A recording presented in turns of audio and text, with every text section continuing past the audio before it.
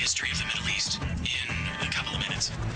Chapter 1. Around the turn of the century, the Jews decided, we need a homeland. What I'm looking for is a nice MLT, mutton, lettuce, and tomato sandwich, and maybe, I don't know, a homeland. So they all start an ingathering. The Zionists are coming to reclaim the homeland. Palestinians, who aren't really called Palestinians, they're Syrians. They're kind of wandering around, tending their flocks, walking around basically in the desert.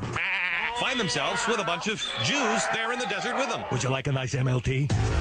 Meanwhile, back in Britain, they're starting to ask themselves, Queenie, baby, what do we do? All these Jews are here. They're going to be starting picking fights now with the Arabs, and the Arabs aren't going to like it. I don't know.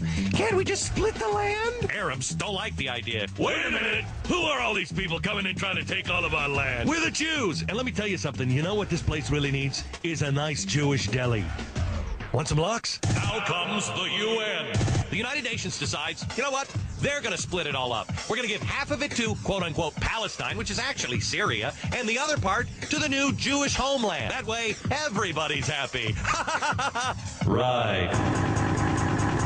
On May 14th, 1948, the Zionists declare their own state, along with the United Nations. The next day, the Palestinians, aided by the armies of Jordan, Egypt, Syria, Lebanon, Saudi Arabia, and, whoa, Iraq, gotta love them, launched a war to prevent Jewish independence and to secure control of all of the land. Unfortunately, in that war, the Zionists not only managed to hold all the areas assigned to them by the United Nations, but seized part of the land designated for the Palestinian state as well. In other words, they kicked ass.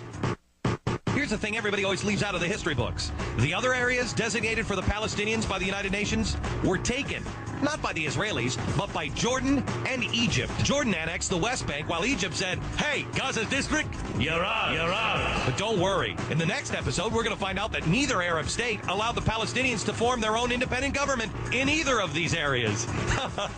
Those wacky Arabs. This has been the history of the Middle East.